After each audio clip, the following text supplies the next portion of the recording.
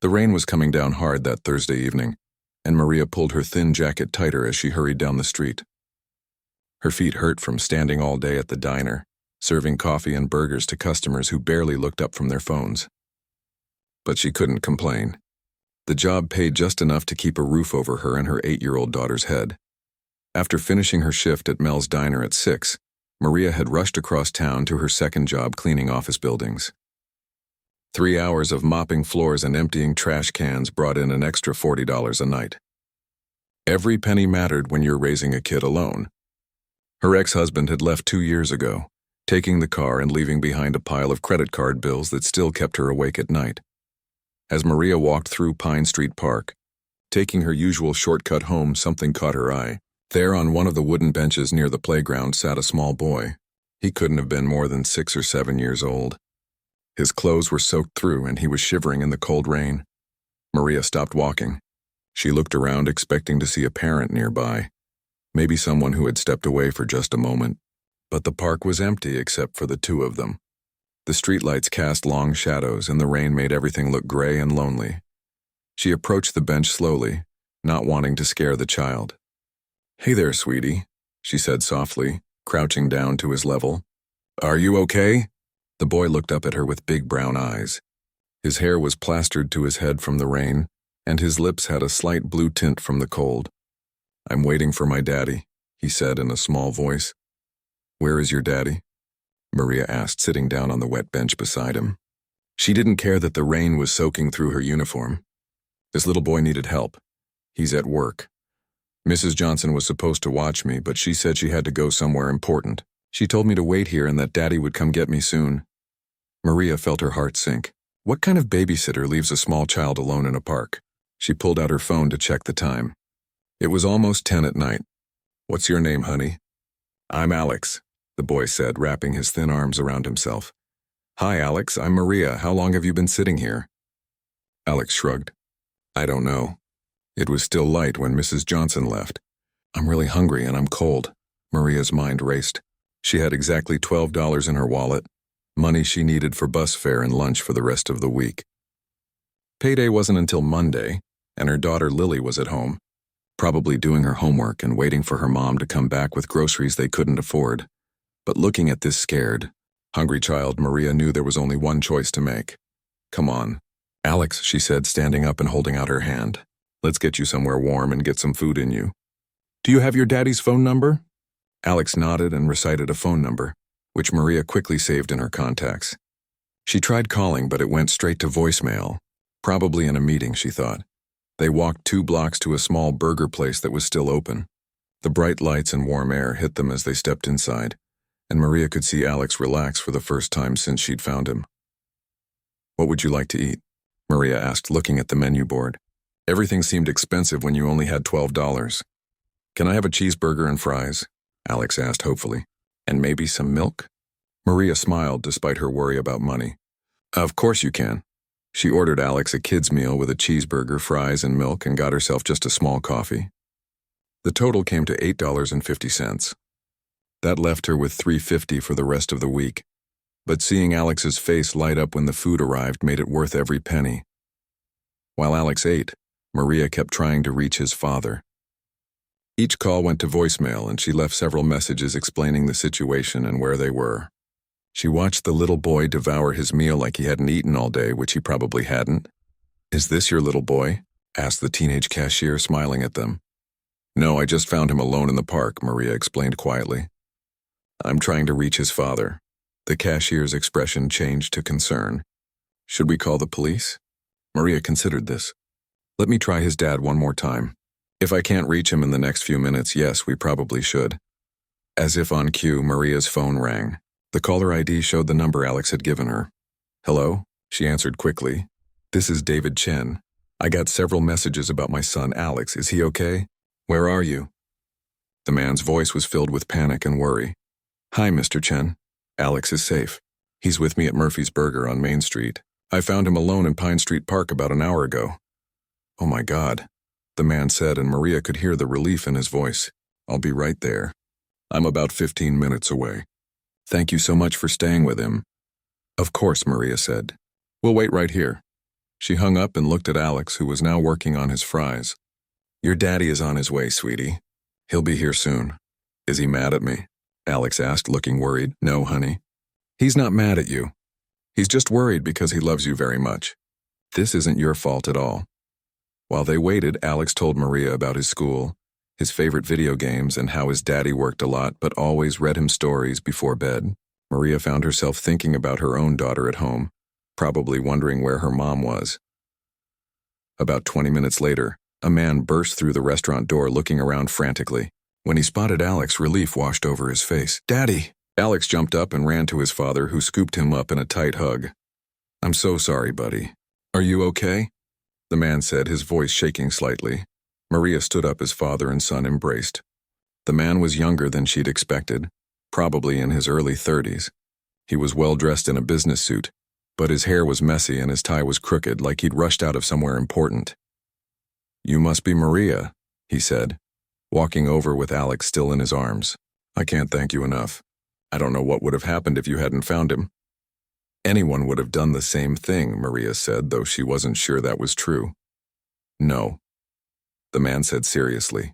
"Not everyone would have stayed with a stranger's child and made sure he was safe and fed." "Alex told me you bought him dinner." Maria felt embarrassed. "It was nothing. He was hungry." The man looked like he wanted to say more, but Alex was tugging on his sleeve. "Daddy, Maria's really nice. She waited with me and didn't leave me alone." "I can see that," his father said, looking at Maria with gratitude in his eyes. "Please let me pay you back for dinner and for everything you've done." "That's really not necessary," Maria said, gathering her purse to leave.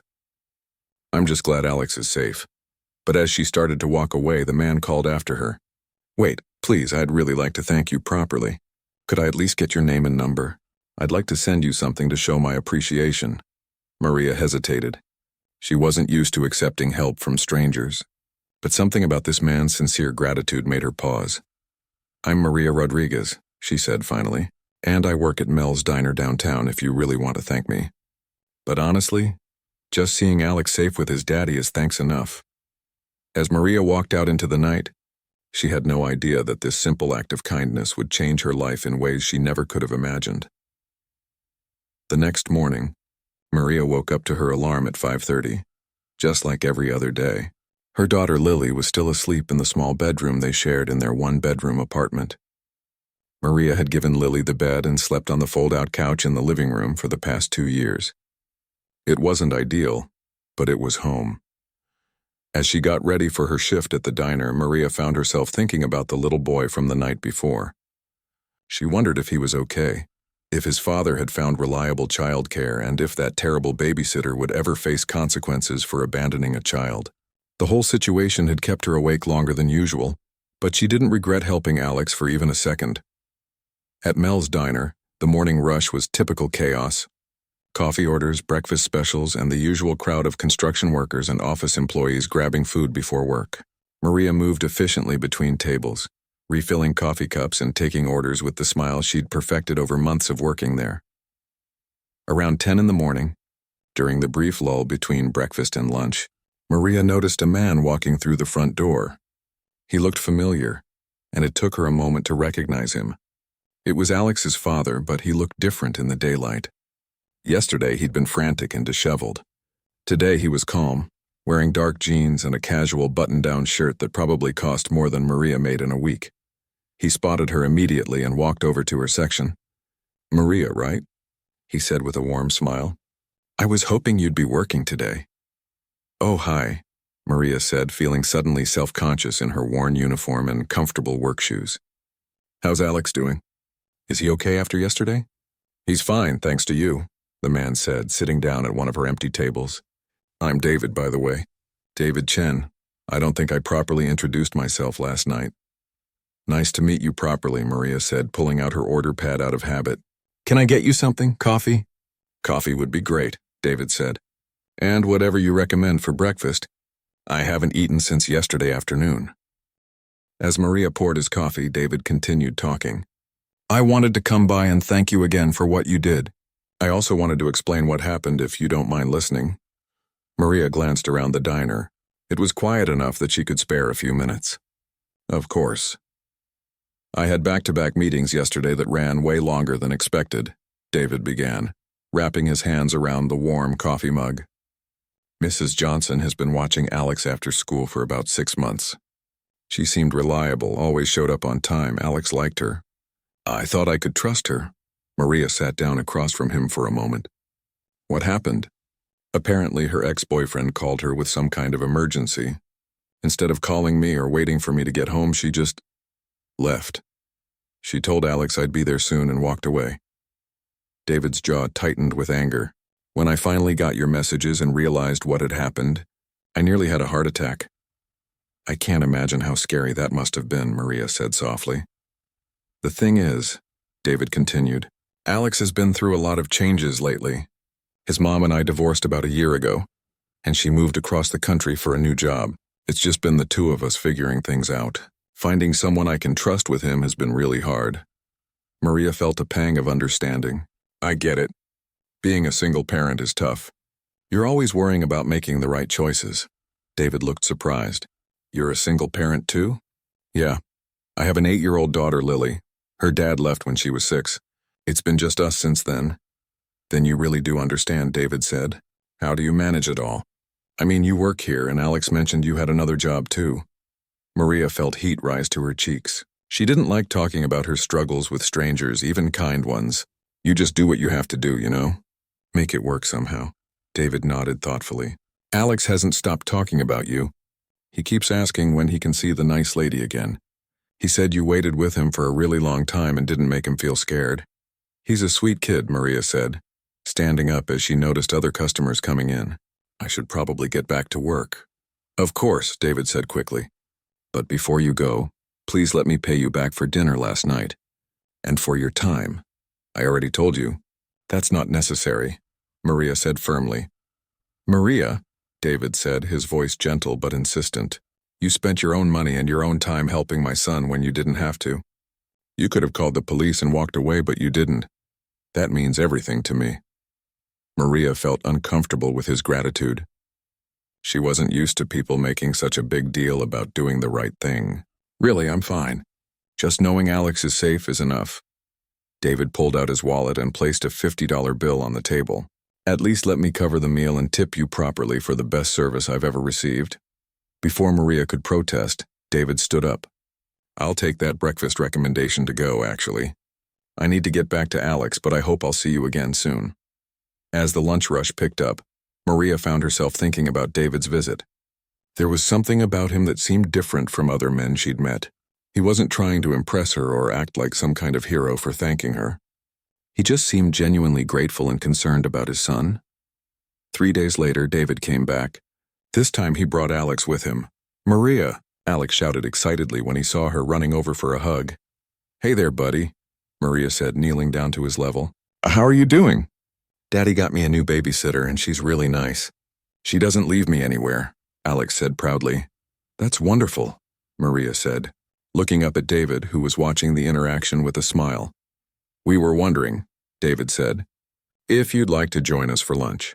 Alex has been asking about you nonstop. Maria glanced around the busy diner. I'm actually working right now. When do you get off? David asked. Not until 6. What about tomorrow? Are you free for lunch tomorrow? Maria hesitated.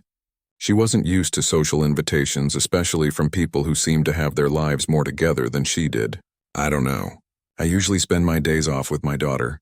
She can come too, Alex said immediately. I want to meet her. Daddy said she's the same age as me. Well, she's a little older, Maria said with a laugh. She's 8. That's okay, Alex said. I like older kids. They know more stuff. David looked hopeful. What do you say? Just lunch at the park or something casual. Alex would love to make a new friend, and honestly, so would I.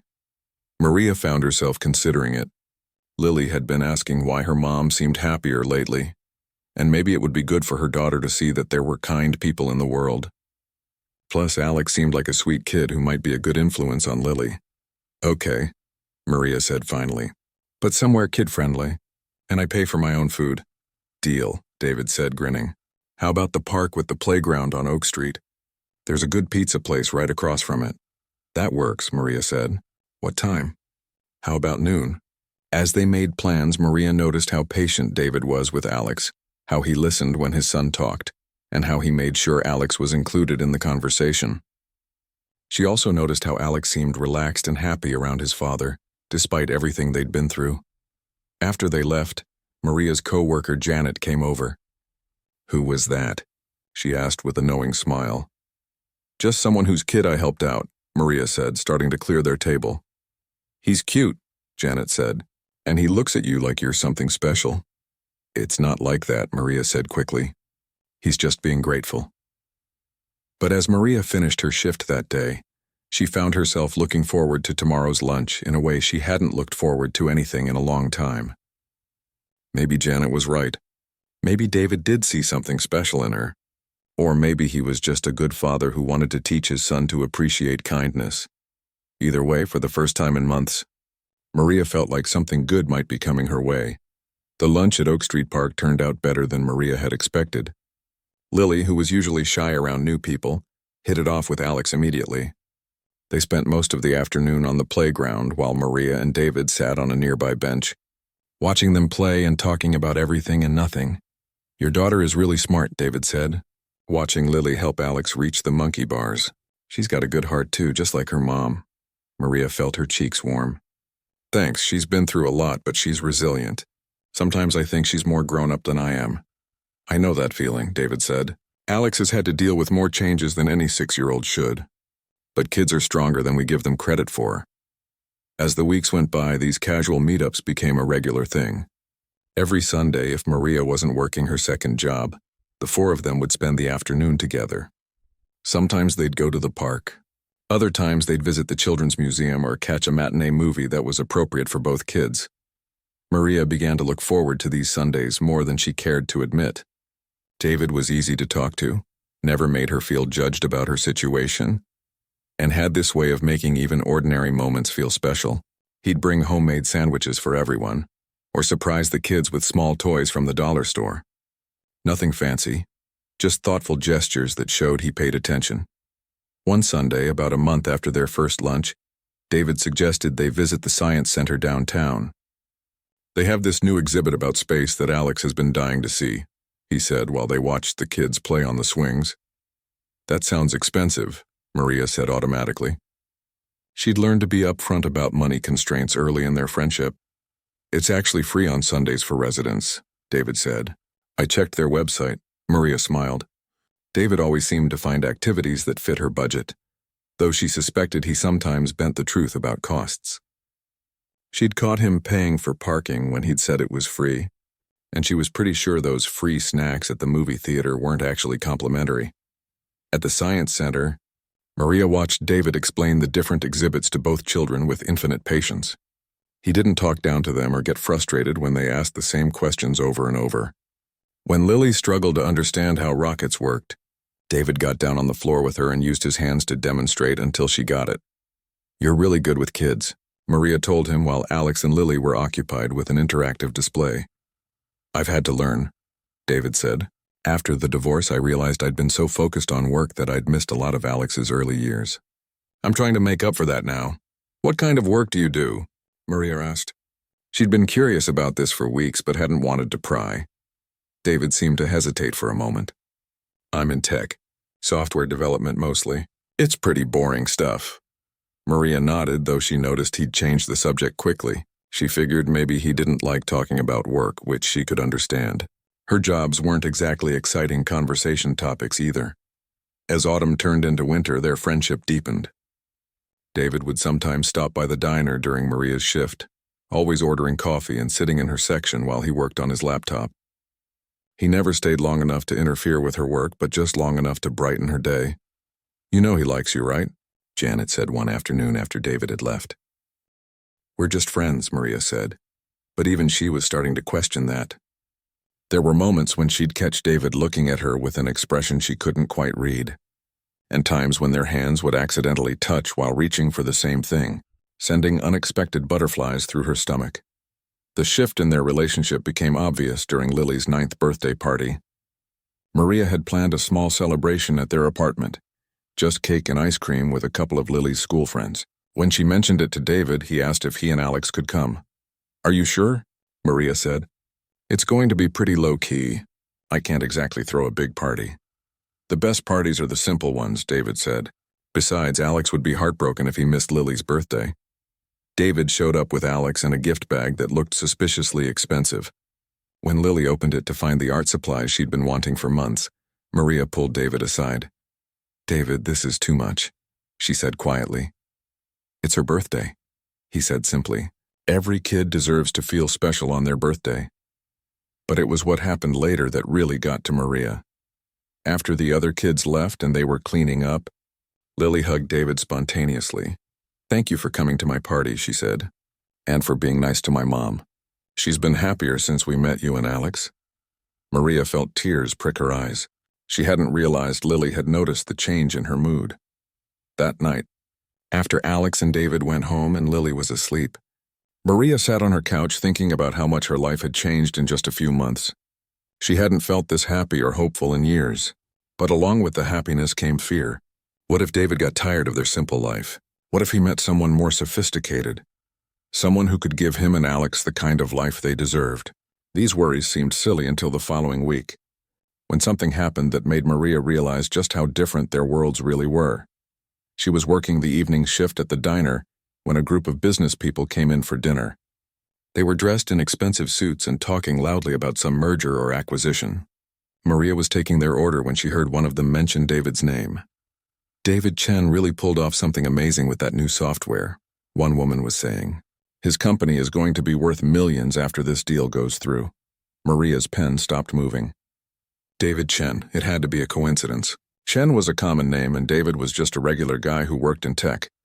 "Yeah, I heard he started the company in his garage just 5 years ago," another man added. "Now he's one of the youngest CEOs in the city.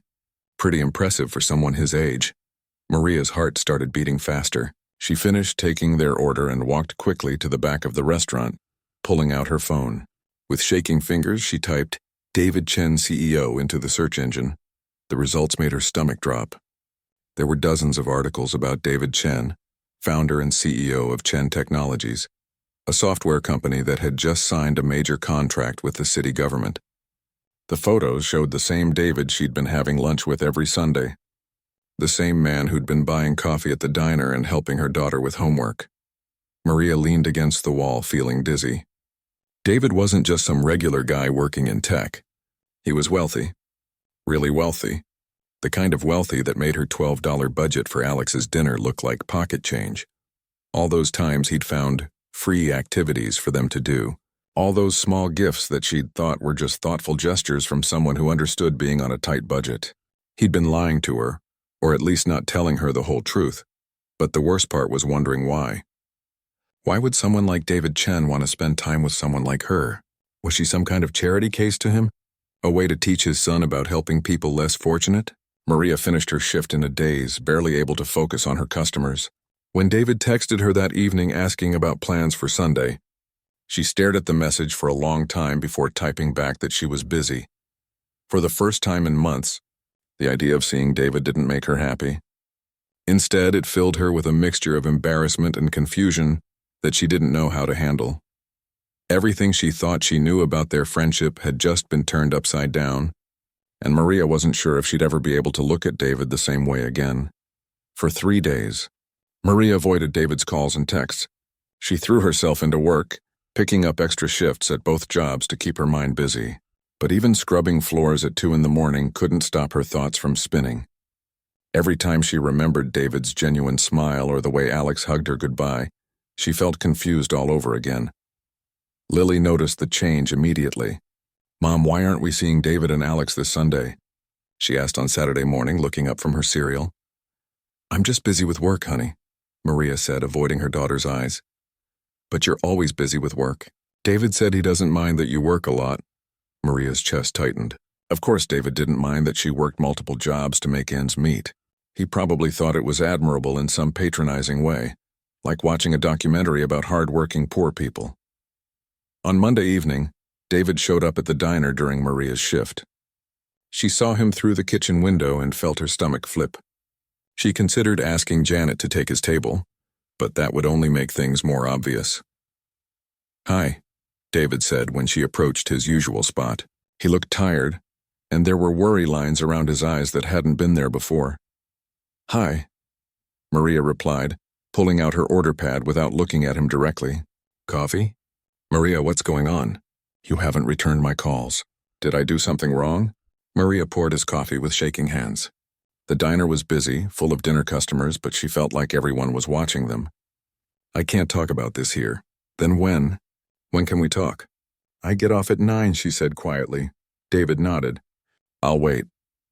For the next 2 hours, Maria was painfully aware of David sitting in the corner booth, occasionally working on his laptop, but mostly just watching her move between tables. She spilled coffee twice and mixed up orders, earning an annoyed look from her manager. At 9 sharp, Maria clocked out and found David waiting by the front door. "There's a park around the corner," she said. "We can talk there." They walked in silence until they reached a small playground lit by streetlights. Maria sat on a bench and David sat beside her, careful to leave space between them. "Okay," David said. "Tell me what I did wrong." Maria took a deep breath. "I know who you really are." David's face went pale. "What do you mean?" "David Chen, CEO of Chen Technologies, the company that just signed that huge contract with the city." Maria's voice came out harder than she intended. "I heard some business people talking about you at the diner, so I looked you up." David closed his eyes and ran his hands through his hair. "Maria, I can explain. Can you? Because I've been trying to figure out for 3 days why you didn't tell me. Why you let me think you were just some regular guy struggling like me. Because I like that you saw me that way," David said quietly. "Do you know how long it's been since someone talked to me like I was just a normal person? Since someone cared about what I thought instead of what I could do for them?" Maria felt tears building behind her eyes. "So this was all some kind of game to you? Some way to feel normal by hanging out with poor people?" "No," David said, turning to face her fully. "Maria, that's not what this is at all." "Then what is it, David?" "Because I feel like an idiot. All those times you found free activities for us. All those small gifts that I thought were just thoughtful. You were probably spending more on our Sunday lunches than I make in a week." David was quiet for a moment. When he spoke, his voice was barely above a whisper. "My ex-wife left me when my company was just starting to take off. She said I cared more about work than our family, and maybe she was right. But what really hurt was finding out later that she'd been planning to leave for months, waiting to see if the business would succeed before making her move." Maria felt some of her anger start to fade, but she stayed silent. "After the divorce, I threw myself into work even more. The company grew, and suddenly everyone wanted something from me. Investors, employees, women who were interested in what I could buy them rather than who I was." David's voice cracked slightly. "I was so lonely, Maria. And then that night in the park, you helped my son without knowing anything about me except that I was a scared father. But you still lied to me," Maria said, though her voice was softer now. "I didn't lie.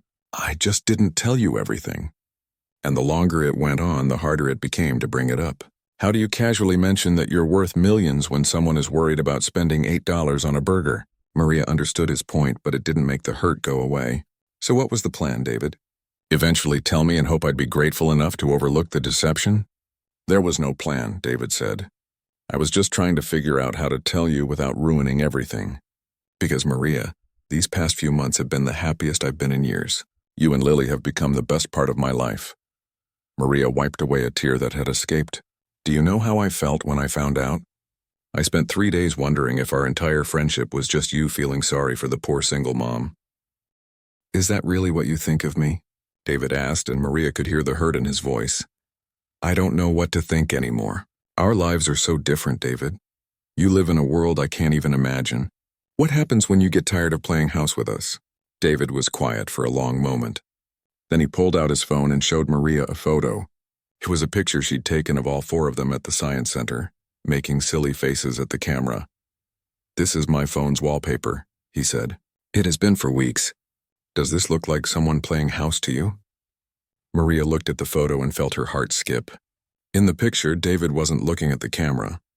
He was looking at her, and the expression on his face was unmistakably that of someone completely smitten. "Alex asks about you and Lily every day," David continued. "He's never had that before. Someone outside our family who cares about him just because of who he is." "And Lily?" Maria, you should see the way she lights up when we're all together. She talks about things she wants to show us next time. Plans she has for all of us. I know, Maria whispered. That's what makes this so hard. She's gotten attached to you both, and I've gotten attached to her. To both of you. David reached for Maria's hand, then stopped himself. I know I should have told you sooner about the money, but I was terrified that it would change everything between us. Well, it has changed things, Maria said, because now I can't stop wondering if you pity me. If when you look at me, you see someone who needs rescuing. When I look at you, David said seriously, I see the strongest person I've ever met. Someone who works 2 jobs to take care of her daughter and still has enough kindness left over to help a stranger's child. Someone who makes me want to be a better father and a better man.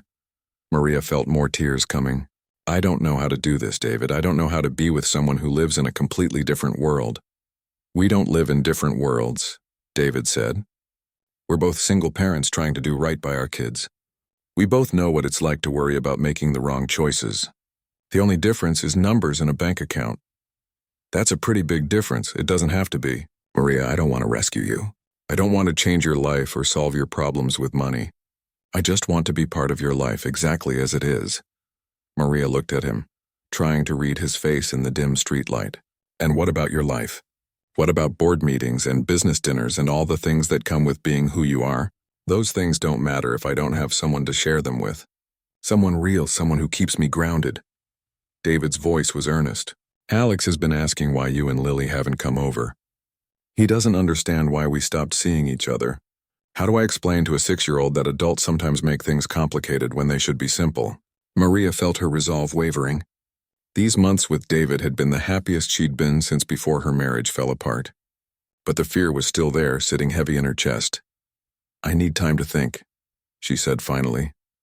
David nodded, though disappointment flickered across his face. I understand. But Maria, please don't let pride or fear keep us from something that could be really good, for all of us. As they parted ways that night, Maria's mind was more confused than ever.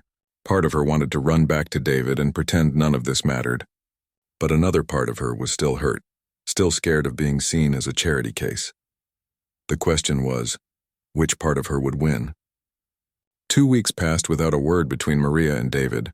Maria threw herself into work even more than before, but the extra hours couldn't fill the emptiness she felt. Lily asked about David and Alex every day until Maria finally snapped at her to stop asking. The hurt look on her daughter's face made Maria feel even worse.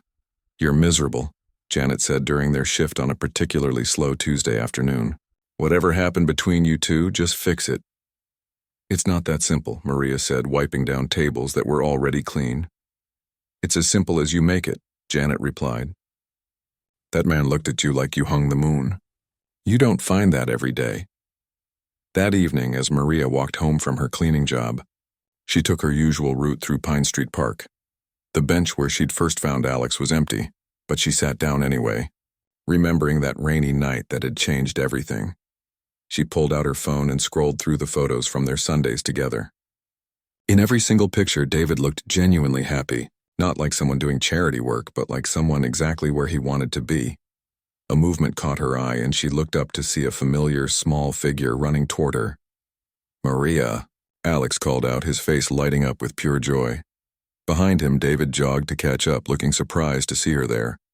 Alex, slow down, he called. I missed you so much, Alex said, throwing his arms around Maria in a tight hug. Daddy said you were busy, but I thought maybe you didn't want to be our friend anymore. Maria's heart broke a little. Oh, honey, of course I want to be your friend. I've missed you too. Then why haven't you come to see us? Daddy's been really sad and he doesn't smile as much anymore.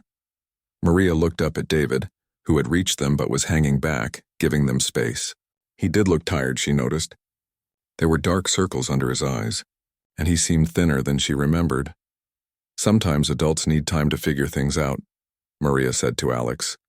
It doesn't mean we stop caring about each other. Are you done figuring things out? Alex asked hopefully. Before Maria could answer, David stepped closer. Alex, why don't you go play on the swings for a few minutes? I need to talk to Maria. Alex looked between them with a serious expression that seemed too old for his 6-year-old face. Are you going to fix whatever's wrong? Because Lily called me yesterday and said her mom has been crying. Maria felt heat rise to her cheeks. She hadn't realized Lily had noticed or that she'd been in touch with Alex. "We're going to try," David said gently. "Now go play." Once Alex was out of earshot, David sat on the bench beside Maria, leaving space between them like he had that night 2 weeks ago. "Lily called Alex?" Maria asked. David nodded. "She got his number from your phone, apparently. She's worried about you. Alex is worried about me. They've been checking on each other. I didn't know she was that upset."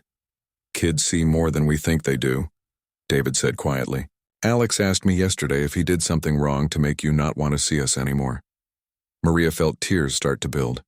"God, I never wanted them to get hurt by this." "Maria," David said, "I've been thinking about what you said, about our different worlds. And you're right. There are parts of my life that you haven't seen, parts that might be hard to deal with."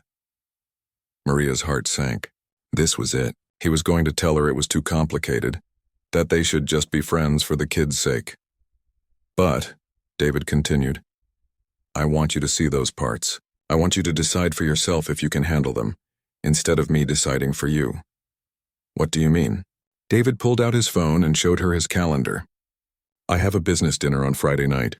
Boring conversation about contracts and software updates. Come with me." Maria stared at him. "David, I can't go to a business dinner. I don't have the right clothes. I don't know how to talk to those people." "You know how to talk to people, period. You make every customer at the diner feel welcome. You made Alex feel safe when he was scared and alone. You make me feel like a regular person instead of a CEO." David turned to face her fully. "I don't want you to pretend to be someone else. I want you to be exactly who you are. What if I embarrass you? The only way you could embarrass me is if you weren't there." Maria was quiet for a moment, watching Alex on the swings. "This is really hard for me, David. I've been taking care of myself and Lily for so long. I don't know how to let someone else help." "I'm not asking you to let me take care of you," David said. "I'm asking you to let me stand beside you while we both take care of our kids and figure out this life together." "And the money thing? That's never going to be weird?" David was quiet for a moment. "Can I tell you something? Before I met you, Alex had every toy he could want and a different babysitter every few months. Now he has one special stuffed animal that Lily gave him, and he sleeps with it every night. He talks about the picnics we had in the park more than any expensive vacation we've ever taken.